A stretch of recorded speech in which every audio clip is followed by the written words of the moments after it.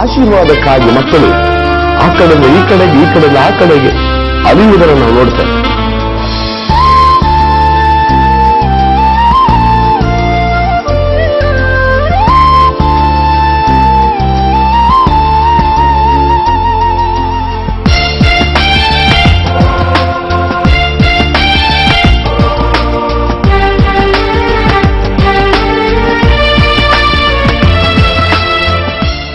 ಕ್ರಿಸ್ತನಲ್ಲಿ ನನ್ನ ಪ್ರೀತಿಯ ಸಹೋದರನೇ ಸಹೋದರಿ, ಈ ಸುಂದರವಾದ ದಿನವನ್ನ ನನಗೂ ಮತ್ತು ನಿನಗೂ ಕರ್ತನು ಕೊಟ್ಟಿದ್ದಕ್ಕಾಗಿ ನಾವು ಕರ್ತನಿಗೆ ನಾವು ಸ್ತೋತ್ರವನ್ನ ಸಲ್ಲಿಸಿಕೊಳ್ಳೋಣ. ನಾವೆಲ್ಲರೂ ಕೂಡ ಈ ಸಂದೇಶವನ್ನು ಕೇಳೋದಕ್ಕೆ ಮುಂಚಿತವಾಗಿ ಒಂದು ಕ್ಷಣ ಕಣ್ಣುಗಳನ್ನು ಮುಚ್ಚಿ ನಾವು ಪ್ರಾರ್ಥನೆ ಮಾಡಿಕೊಳ್ಳೋಣ. ನಮ್ಮನ್ನು ಬಹಳವಾಗಿ ಪ್ರೀತಿಸುವಂತ ಯೇಸು ಸ್ವಾಮಿ, ಅಪ್ಪ, ಈ ದಿನವನ್ನು ನಮಗೆ ಕೊಟ್ಟು ಈ ಸಂದೇಶದ ಮುಖಾಂತರವಾಗಿ ನಿನ್ನ ಮಕ್ಕಳನ್ನ ನೀನು ಸಂಧಿಸುವುದಕ್ಕಾಗಿ ನಿನಗೆ ಸ್ತೋತ್ರ. ಅದು ಇಸ್ರಾಯೇಲರನ್ನು ಬಿಡಿಸಿಕೊಂಡು ಬರುವುದಕ್ಕಾಗಿ ಮೋಶೆಯನ್ನು ಯಾವ ರೀತಿ ಕಳಿಸಿಕೊಟ್ಟಿಯೋ ಅದೇ ರೀತಿಯಲ್ಲಿ ಕರ್ತನೆ, ಇದು ನಿನ್ನ ವಚನಗಳು ಕರ್ತನೆ. ಹೇಳುವಾಗ ಕಷ್ಟದಲ್ಲಿರುವ, ತೊಂದರೆಯಲ್ಲಿರುವ, ನೋವಲ್ಲಿರುವ, ವೇದನೆಯ ಮಕ್ಕಳು ಬಿಡುಗಡೆ ಒಂದು ಹೊರಗಡೆ ಬರಬೇಕು ರಾಜ. ಹಾಗೆ ನೀನು ಮಾಡುವುದಕ್ಕಾಗಿ ಸ್ತೋತ್ರ.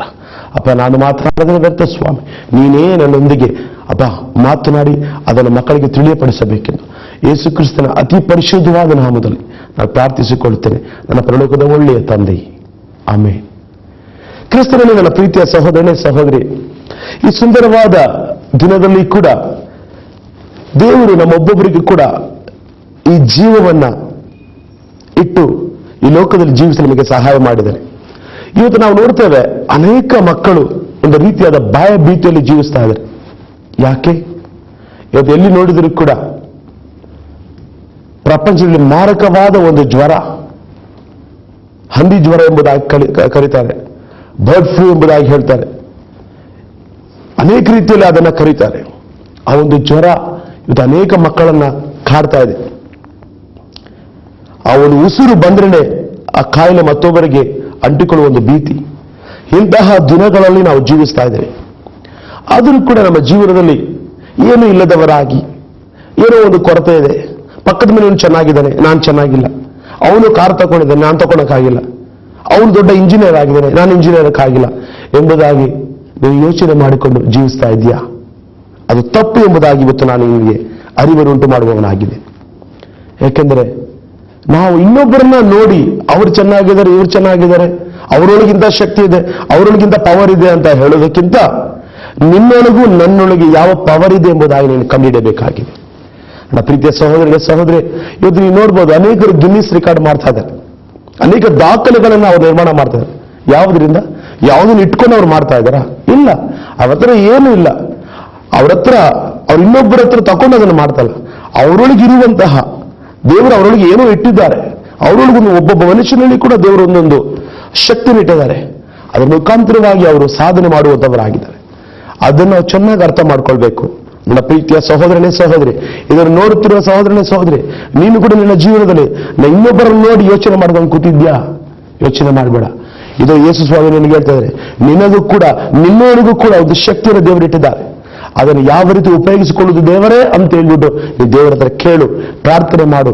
ದೇವರೇ, ನನಗೆ ಈ ರೀತಿಯಾದ ಶಕ್ತಿ ಇದೆ, ಈ ರೀತಿಯಾದ ಬಲವಿದೆ ಎಂಬುದಾಗಿ ನೀನು ಕೇಳುವಾಗ ಆತನು ಅದನ್ನು ಉಪಯೋಗಿಸಿಕೊಳ್ಳಲು ನಿನಗೆ ಸಹಾಯ ಮಾಡುವಂಥ ದೇವನಾಗಿದ್ದಾರೆ. ನನ್ನ ಪ್ರೀತಿಯ ಸಹೋದರನೇ ಸಹೋದರಿ, ಇವತ್ತು ಸುಂದರವಾದ ದೇವದಲ್ಲಿ ಕೂಡ ಅಂತಹ ಒಂದು ಕೆಲವು ಘಟನೆಗಳನ್ನ ಸತ್ಯವೇದದ ಆಧಾರದ ಮೇಲೆ ಇವತ್ತು ನಾವು ನೋಡಿಕೊಳ್ಳೋಣ ಪ್ರಿಯರೇ. ಇಲ್ಲಿ ನಾವು ನೋಡ್ತೇವೆ, 2 ಅರಸರುಗಳ ಪುಸ್ತಕ 4ನೇ ಅಧ್ಯಾಯದಲ್ಲಿ ಅಲ್ಲಿ ಒಂದು ಸುಂದರವಾದ ಒಂದು ಘಟನೆ ನಡೆಯುವುದನ್ನು ನಾವು ನೋಡ್ತೇವೆ. ಅಲ್ಲಿ ಒಬ್ಬ ವಿಧವೆ ಒಂದು ಪ್ರವಾದಿಯ ಬಳಿ ಒಂದು ದಿನ ಓಡಿ ಬರ್ತಾಳೆ. ಓಡಿ ಬಂದು ಹೇಳ್ತಾಳೆ, ಪ್ರವಾದಿಯವರೇ, ನನ್ನ ಯಜಮಾನರು ನೀತಿವಂತನಾಗಿದ್ದ, ಸ್ವಲ್ಪ ಸಾಲ ಮಾಡ್ಕೊಂಡಿದ್ದಾನೆ, ಅವನು ಒಳ್ಳೆಯವನಾಗಿ ಜೀವಿಸ್ತಾ ಇದ್ದ, ಇದ್ದಕ್ಕಿದ್ದಾಗೆ ಸತ್ತೋಗ್ಬಿಟ್ಟ.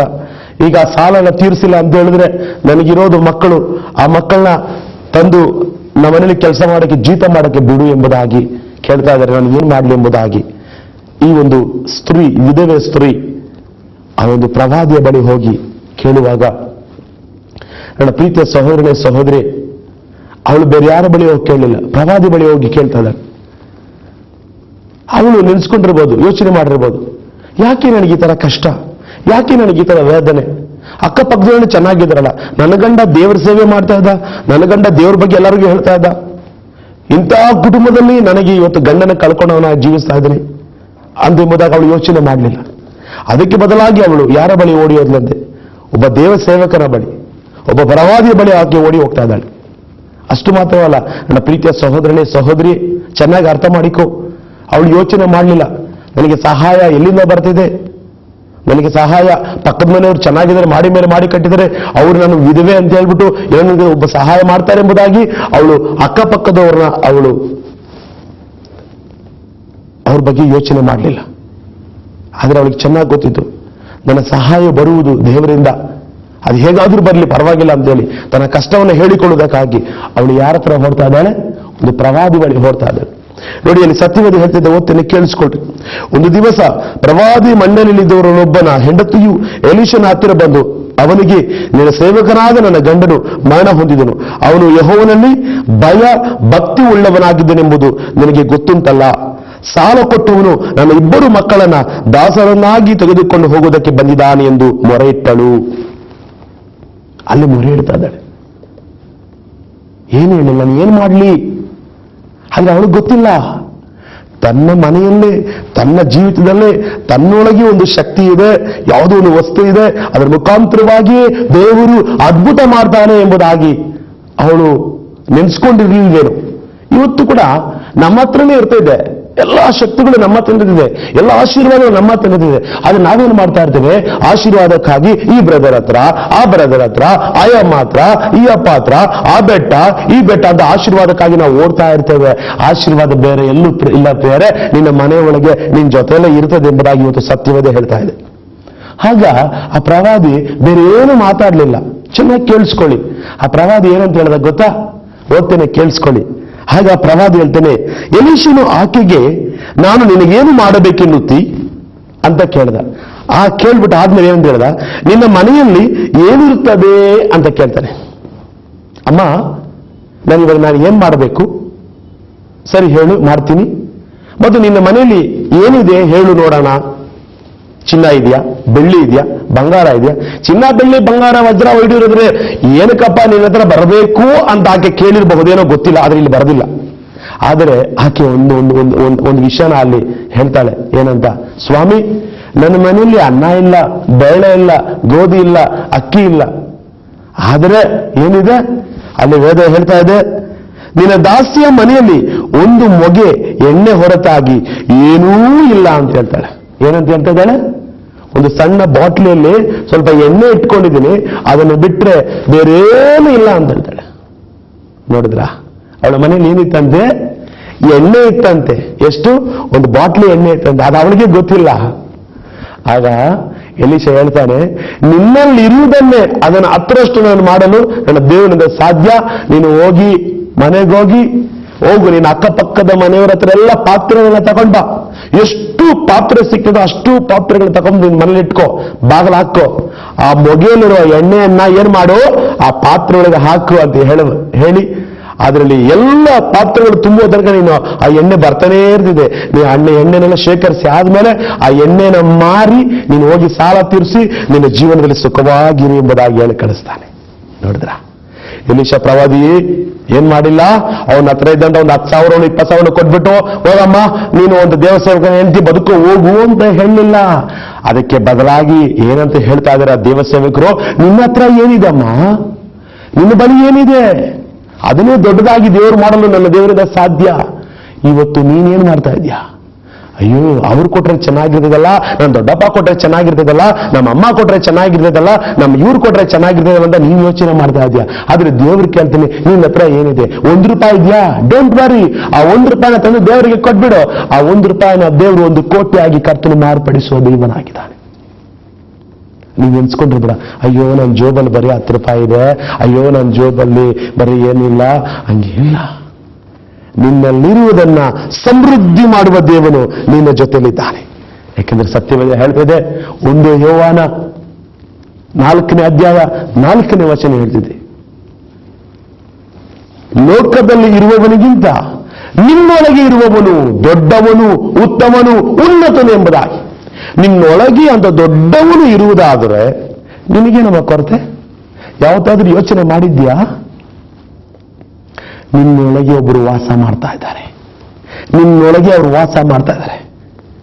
ಯಾಕೆಂದ್ರೆ ಅವರು ನಿನ್ನೊಳಗೆ ವಾಸ ಮಾಡುವುದರಿಂದಲೇ ನಿನಗೆ ಆತನ ಮಹತ್ ಕಾರ್ಯಗಳನ್ನು ಮಾಡಲು ಶಕ್ತನಾಗಿದೆ.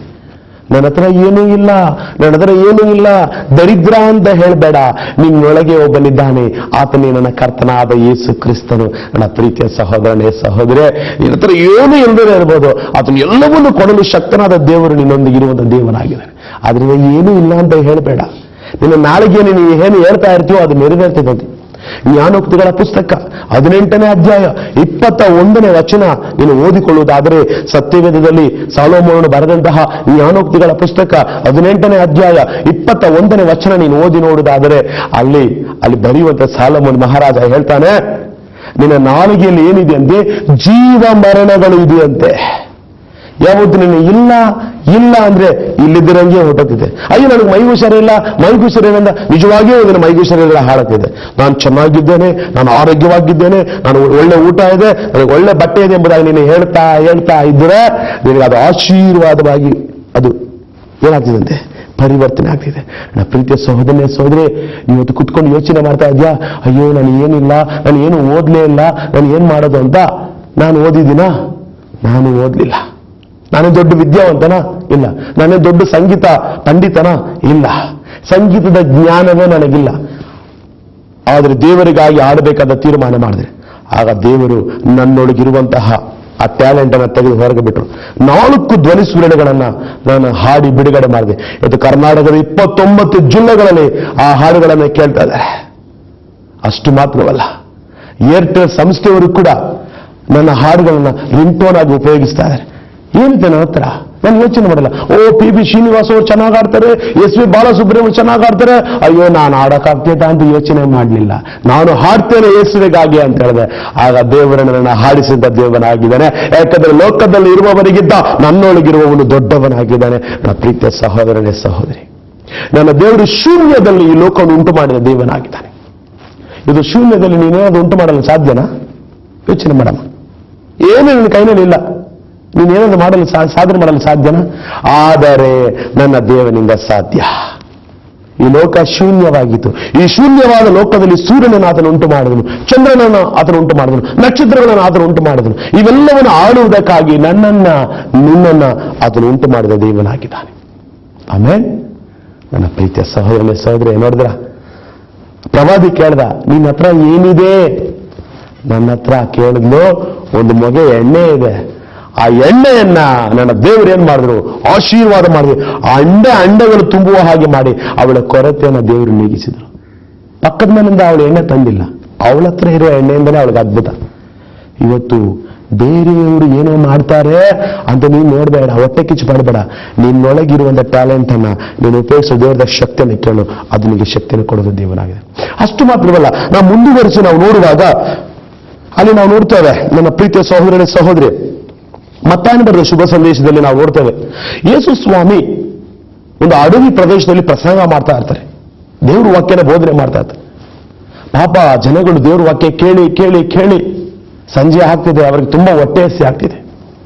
ಆಗ ಅವ್ರ ಶಿಷ್ಯರು ಹೇಳ್ತಾರೆ, ದೇವರೇ, ಯೇಸು ಸ್ವಾಮಿ ಇವನ್ನ ಊಟ ಮಾಡಕ್ಕೆ ಕಳಿಸ್ಬಿಡಿ, ಈ ಕಾಡು ಇಲ್ಲಿ ಏನು ಸಿಗಲ್ಲ ಊಟ ಅಂತ. ಆಗ ದೇವರು ಹೇಳ್ತಾರೆ, ಯೇಸು ಸ್ವಾಮಿ ಹೇಳ್ತಾರೆ, ಕೇಳಿಸ್ಕೊಳ್ಳಿ, ಸತ್ಯವೇದ ನಿಮ್ಮ ಹತ್ರ ಇರೋರು ತಿರ್ಸ್ಕೊಳ್ಳಿ. ಮತ್ತಾಯನ ಬರೆದ ಶುಭ ಸಂದೇಶ 15ನೇ ಅಧ್ಯಾಯ 33ನೇ ವಚನ ನಾವು ಓದಿ ನೋಡುವಾಗ ನಾನು ಹೋಗ್ತೇನೆ, ಕೇಳಿಸ್ಕೊಳ್ರಿ. ಇಷ್ಟು ಶಿಷ್ಯರು ಇಷ್ಟು ಜನರನ್ನು ತೃಪ್ತಿಪಡಿಸಲಾಗುವಷ್ಟು ರೊಟ್ಟಿ ಈ ಅಡವಿಲಿ ನಮಗೆ ಎಲ್ಲಿಂದ ಬಂದೀತು ಅನ್ನಲು. ಅವ್ರು ಹೇಳ್ತಾರೆ, ಸ್ವಾಮಿ ಈ ಕಾಡಿನಲ್ಲಿ ಇಷ್ಟು ಸಾವಿರಾರು ಜನ ಇದ್ದಾರೆ, ಇವ್ರಿಗೆಲ್ಲರಿಗೂ ಹೊಟ್ಟೆ ತುಂಬ ಕೊಡೋದಕ್ಕೆ ನಾವು ಎಲ್ಲಿಂದ ಸ್ವಾಮಿ ಹೋಗೋದು ಅಂತ ಹೇಳ್ತಾರೆ. ಆಗ ಯೇಸು ಏನಂತ ಹೇಳ್ತಾರೆ ಗೊತ್ತಾ? ಓದ್ತೀನಿ, ಕೇಳಿಸ್ಕೊಳ್ಳಿ. ಯೇಸು ನಿಮ್ಮಲ್ಲಿ ಎಷ್ಟು ರೊಟ್ಟಿಗಳಿವೆ ಅಂತ ಕೇಳ್ತಾರೆ. ಏನಂತ ಕೇಳಿದ್ರು? ಅಕ್ಕಪಕ್ಕದಲ್ಲಿ ಅಂಗಡಿಗಳಿದೆ ನೋಡ್ರಪ್ಪ, ಜೋಬಲ್ಲಿ ಎಷ್ಟು ಕಾಸಿದೆ ನೋಡ್ರಪ್ಪ ಅಂತ ಹೇಳಿದ್ರ? ನಾವಾಗಿ ಹಂಗೆ ಅಂತ ಇದ್ವಿ ಅಲ್ವಾ? ಆದ್ರೆ ಯೇಸು ಹಂಗ ಅಂದಿಲ್ಲ.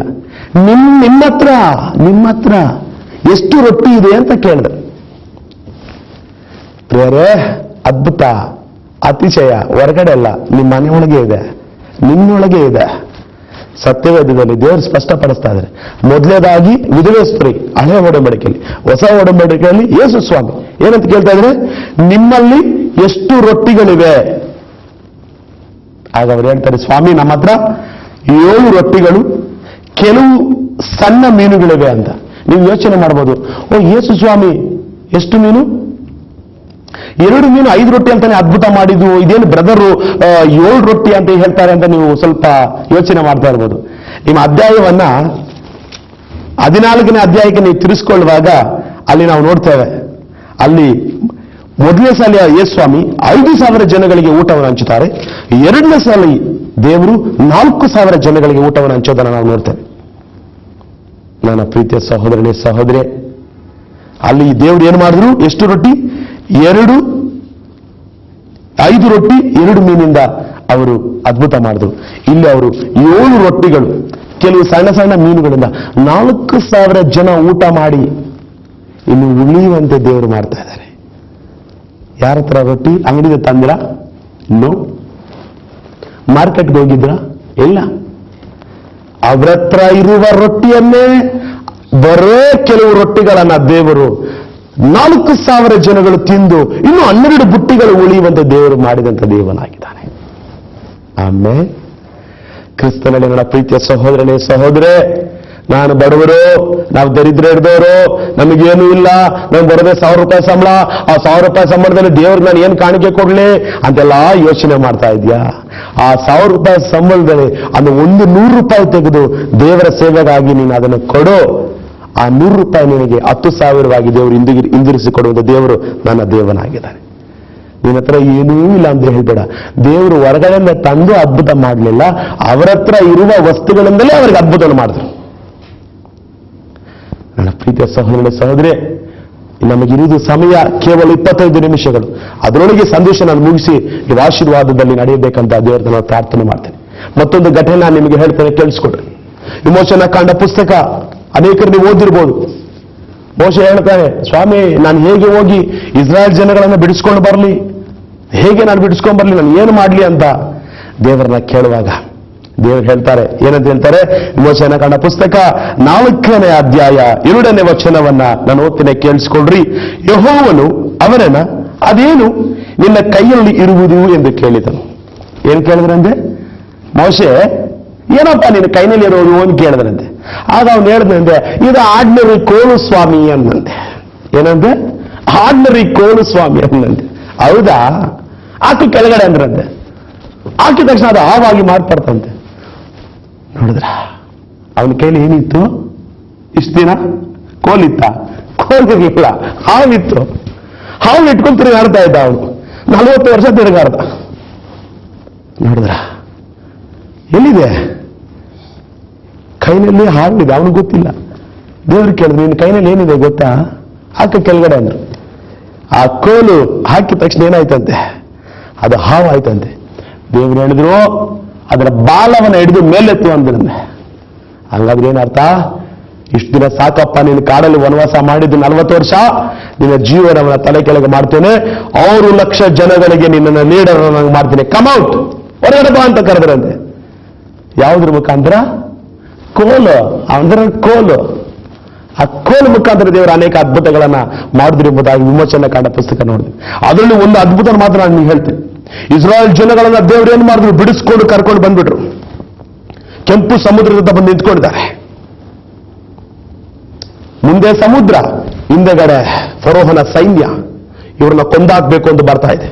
ಲಕ್ಷಾಂತರ ಜನ ಸೈನಿಕರು ಬರ್ತಾ ಇದ್ದಾರೆ. ಏನ್ ಮಾಡೋದು? ಒಂದ ನೀರಲ್ಲಿ ಬಿಟ್ಟು ಸಾಯ್ಬೇಕು, ಇನ್ನೊಂದ್ರೆ ಕತ್ತಿಯಲ್ಲಿ ಓಡ್ಕೊಂಡು ಸಾಯ್ಬೇಕು. ಏನ್ ಮಾಡೋದು?